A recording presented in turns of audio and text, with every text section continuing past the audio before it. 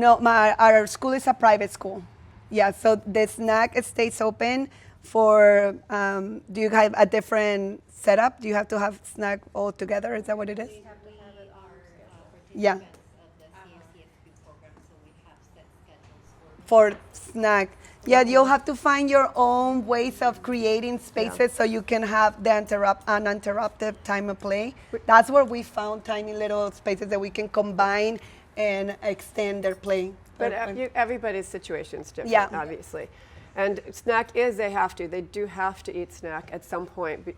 Just Yeah, we we just kinda keep give it them a open for little more like freedom, yeah. We keep it open for like almost 2 hours, like an hour and 45 minutes of like open snack after meeting. So the ones that eat snack really right away are usually the same ones. They are hungry right on the first batch. And then the second ones that go and engage and play, we just remind them it's the last call for snacks, so we do have to go and sit down we for are a snack. pre-K, so I understand it would be more Yeah, difficult it will be with the different for youngers, little yeah. ones. Yeah. So- But it's just like an idea for you to start tweaking and start thinking of like if you write down your flow, you're gonna start noticing things that you could combine or perhaps eliminate to allow those uninterrupted times. That was the what worked for us, but it might look different in your own space and your own schedule. You had a question? Sorry. Yeah, if all your time is outside, Yeah, do you do any writing? Do you do any? yeah, lots of it. But I mean, Yeah. the alphabet. Yeah.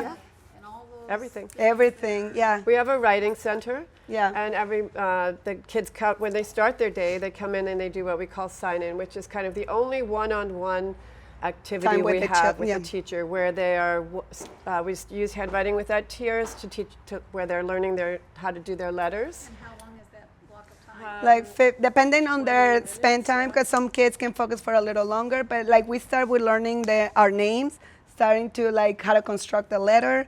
We go through everything an indoor classroom goes to, but like we do it outside. We use all the materials. We go through literacy, we go to math and pre-math, all of them, but we just do it outside. So we have we some have a time. regular table. We have, and they, yeah. They come to the table. Down at the table? They do. They write on the table. Sometimes they write on the sidewalk.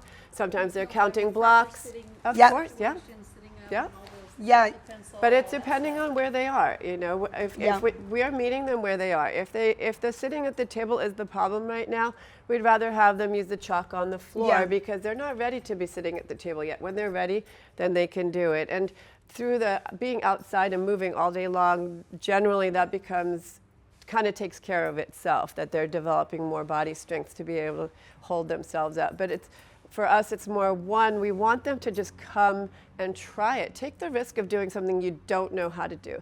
You don't know how to write your name, so how do we get you to want to do it?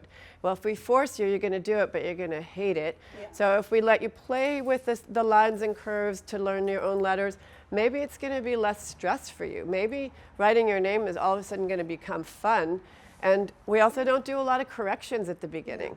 Well, everybody's flipping letters upside down, backwards, inside out. We just want them to take the risk to want to do it. And explore the idea and the concepts. And then at the end of the year, every child that leaves our classroom goes to kindergarten and they're all prepared with everything they need. And the most important is their social emotional, their confidence to try something new. And they all know their names, they all know their last names, they all know how to write. And like their literacy literally comes from like every experience they have in the garden.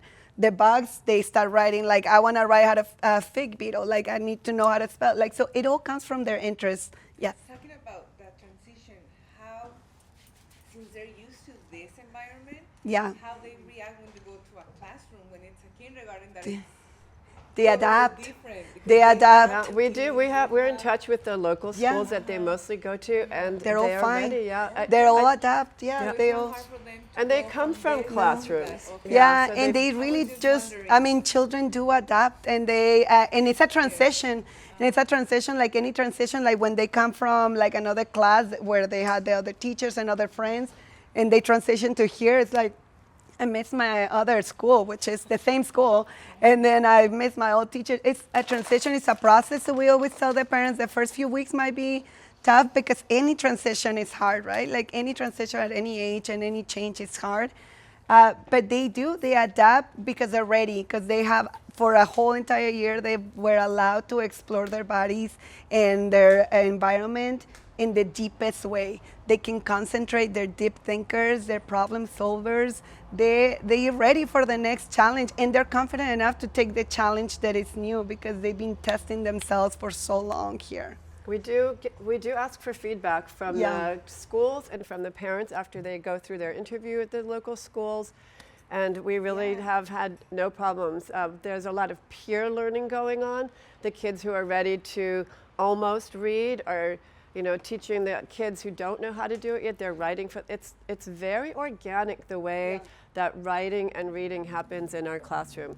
And math goes without saying is part of nature everywhere. They're counting sticks. They're counting this. This is more. Put them Observing together. patterns, I mean, the math is. It's crazy. It's very natural. So our kids are thinking, we see a lot of mental math happening even. Like they're just, because they understand the concepts in the beginning, we're making sure they have one-to-one correspondence. And then you'll notice some of them are starting to. Yes, exactly. You just have to be listening and then prepared to challenge them in different ways. But And they also know that,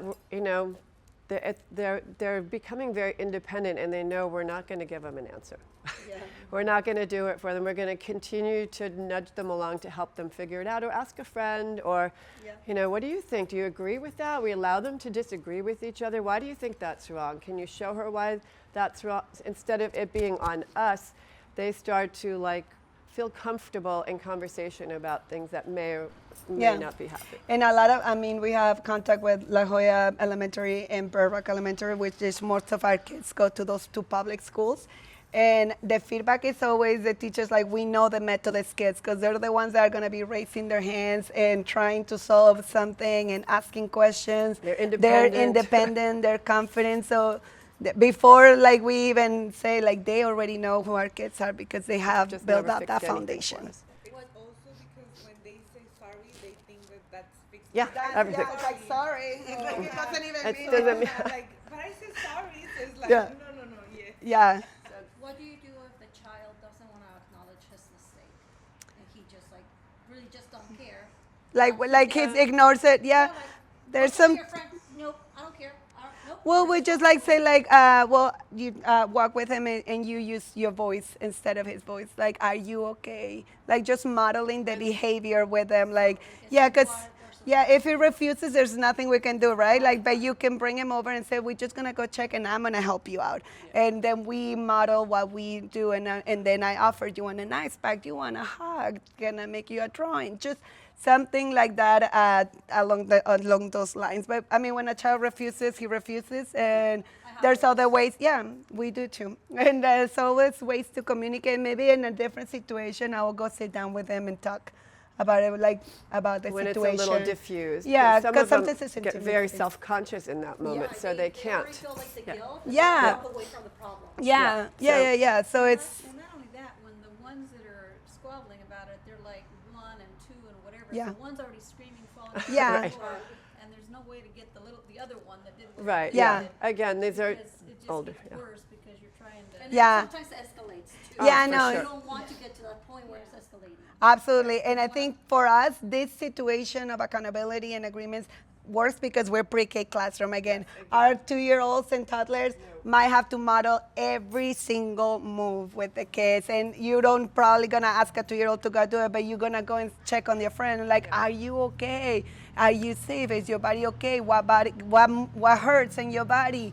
Let me bring you an ice pack. So a 2-year-old will be completely a different way of, because you have to do everything for them so they can register. That's what I'm gonna have to do. For us, it's a little more conversational because they're 4 and 5-year-olds.